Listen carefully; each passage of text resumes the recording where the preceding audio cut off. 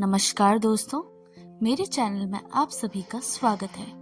दोस्तों, सोजे वतन मुंशी प्रेमचंद की कहानी संग्रह है जो कि देशभक्ति की भावना से ओतप्रोत है। इस कहानी संग्रह में मुंशी प्रेमचंद ने देश प्रेम का वर्णन किया है, जो कि मुंशी प्रेमचंद की कहानी संग्रह है सोजे वतन, जो कि 1908 में प्रकाशित हुई थी।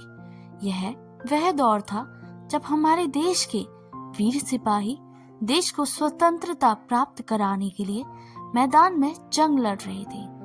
आंदोलन के दौरान जब हमारे देश के वीर सिपाही मैदान में अंग्रेजों से लोहा ले रहे थे, उस समय मुंशी प्रेमचंद ने बंद कमरे में बैठकर कलम को अपना हथियार बनाकर सोजे वतन की रचना कर रहे थे, जो कि देशभक्ति की भावना से परिपूर्ण है। प्रेमचंद ने बेखौफ होकर अंग्रेजी हुकूमत के खिलाफ पुस्तकें लिखकर बगावत की। मुंशी प्रेमचंद ने सरकारी नौकरी करते हुए यह कहानियां लिखी। इस संग्रह की वजह से प्रेमचंद को सरकार से दंडित होना पड़ा, उन्हें देशद्रोही करार दिया गया। ब्रिटिश सरकार ने इस संग्रह की लोकप्रियता से सारी प्रतियां जब्त करके इनको जलवाकर नष्ट कर दी गई, और यह कहानियां लोगों में देशभक्ति की भावना को उजागर करती है तथा अपने देश की वीर सिपाहियों तथा देशभक्तों के बलिदान को भी दर्शाती है। दोस्तों, मुंशी प्रेमचंद की कहानियां और मुंशी प्रेमचंद के उपन्यास कोई भी ऐसा नहीं है जिसमें कोई ना कोई संदेश छुपा हो। इसी प्रकार की कहानियां संग्रह सोजे वतन में इन्होंने देशभक्ति पर जोर दिया है। वैसे उनकी हर कृति में हर समस्या को उजागर करने की कोशिश की है, चाहे वह किसानों की समस्या, नारी की समस्या व ग्रामीण परिप्रेक्ष्य के बारे में। उन्होंने अपने उपन्यासों और कहानियों के द्वारा जनता को बताने की कोशिश की। इससे हमारी जनता में जागरूकता भी आई। आज के अध्याय में हम मुंशी प्रेमचंद की सोजे वतन कहानियों में जानेंगे कि किस प्रकार इन कहानियों में लोग देशभक्ति की सभी कहानियां देशभक्ति से परिपूर्ण है और लोगों में किस प्रकार देशभक्ति का जज्बा जगाया और किस प्रकार से अपने देश की स्वतंत्रता आंदोलन में यह कहानियां सहायक सिद्ध हुई। तो चलिए शुरू करते हैं अपना आज का अध्याय मुंशी प्रेमचंद की सोजे वतन, देशभक्ति से ओतप्रोत।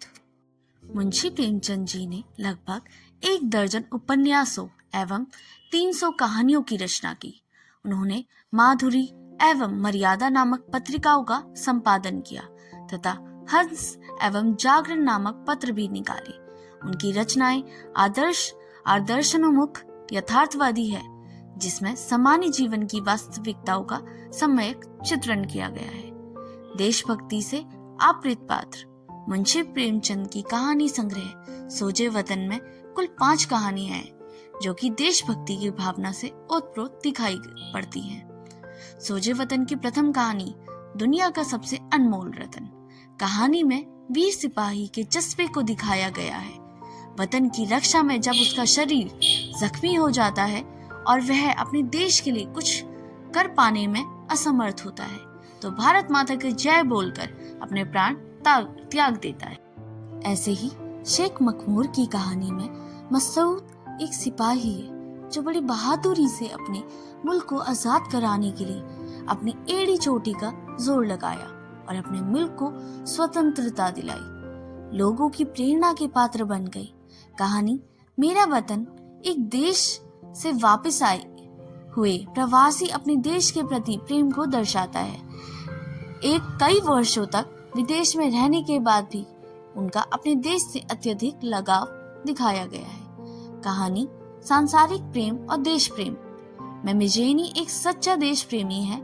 देश प्रेम के लिए उन्होंने मैंडलिन, जो कि एक रूपवती स्त्री है, उसे सच्चा प्रेम करती है, उसका प्रेम भी अस्वीकार कर दिया गया है। कहानी दुनिया का सबसे अनमोल रतन एक ऐसे आशिक की कहानी है जो अपनी प्रेमिका दिलफरेब का प्रेम पाने के लिए तड़प रहा है। दिलफरेब दिलफिगार से बोलती है कि तुम मुझसे सच्चा प्रेम करते हो तो मुझे कोई अनमोल चीज ला कर दो। कई चीजों को प्रेमिका द्वारा अनमोल चीज न मानने पर अंत में वह एक वतन के लिए अपने प्राण न्यौछावर करने वाले सिपाही का खून दिल फरेब को ला कर देता है। वह बहुत खुश होती है और उससे उसके प्रेम को स्वीकार कर लेती है। प्रेमचंद की कहानी शेख मखदूम में मसूद एक वीर जाबाज सिपाही है जो अपने वतन की रक्षा के लिए मैदान में दुश्मनों से लोहा लेता है और दुश्मनों को पराजित कर देता है और अंत में वह अपने साम्राज्य को प्राप्त कर लेता है। कहानी यही मेरा वतन है में एक महाशय जो कि विदेश में निवास करते हैं, किंतु एक लंबे अरसे बाद वे अपने वतन लौट कर आते हैं। सब कुछ बदला बदला नजर आता है।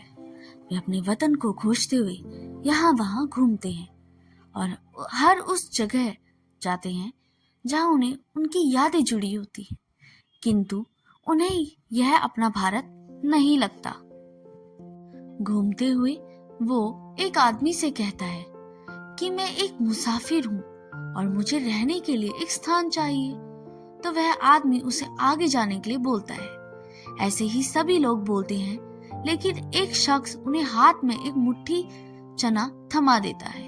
तब उनकी आंखों में आंसू आ जाते हैं। उन्हें लगता है ये उनका भारत नहीं है जहाँ पर अतिथियों का सत्कार होता है।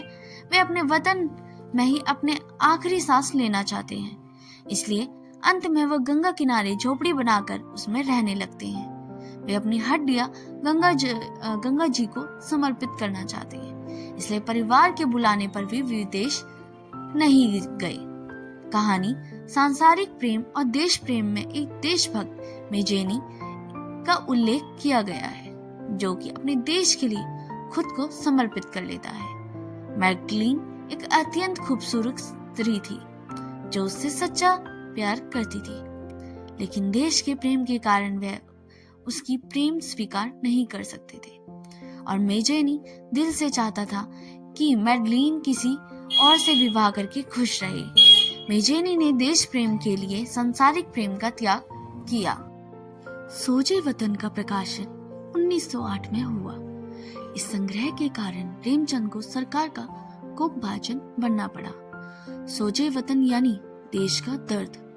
दर्द की एक चीख की तरह ये कहानियां जब एक छोटे से किताबचे की शक्ल में आज से 52 बरस पहले निकली थी, वह जमाना था आजादी की बात भी हकीम का मुंह देखकर कहने का उन दिनों रिवाज था। कुछ लोग थे जो इस रिवाज को नहीं मानते थे। मुंशी प्रेमचंद भी उन सरफिरों में से एक थे। लिहाजा सरकारी नौकरी करते हुए मुंशी जी ने ये कहानियां लिखी।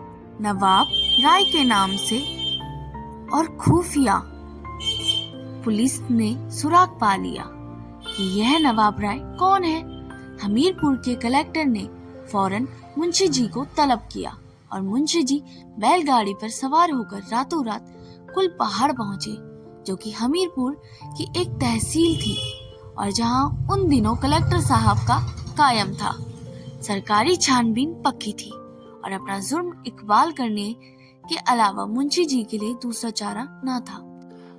बहुत कर्जा बकमा कलेक्टर, खैर बनाओ कि अंग्रेजी अमलदारी में हो।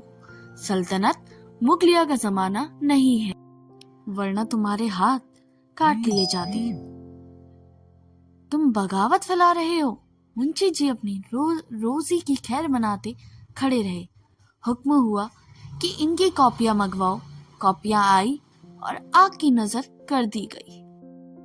दोस्तों, आप मुंशी प्रेमचंद का कोई भी उपन्यास या कोई भी कहानी उठाकर देख लीजिए, आपको कोई ना कोई संदेश मिलेगा ही।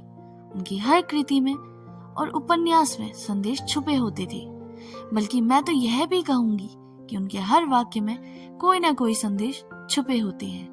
दोस्तों, यह तो हुआ सोजे वतन की कहानियों को पढ़कर लोगों में किस प्रकार देशभक्ति एवं देश प्रेम उजागर हुआ और लोगों में किस प्रकार कहानियों से ही अपने मन में संकल्प किया कि हमें अपने देश के प्रति अपना योगदान देना चाहिए और अपने देश को अंग्रेजी हुकूमत के खिलाफ आजाद कराना चाहने लगे। लोगों के मन में क्रांति आई और उन्होंने अपने देश और अंग्रेजी हुकूमत के से आज़ाद कराया। दोस्तों, हिंदी भाषा के और भी प्रमुख विषयों पर हम समय समय पर चर्चा करते रहेंगे। उसके लिए आपको इस चैनल को लाइक और सब्सक्राइब करना होगा। धन्यवाद। आपका दिन शुभ हो।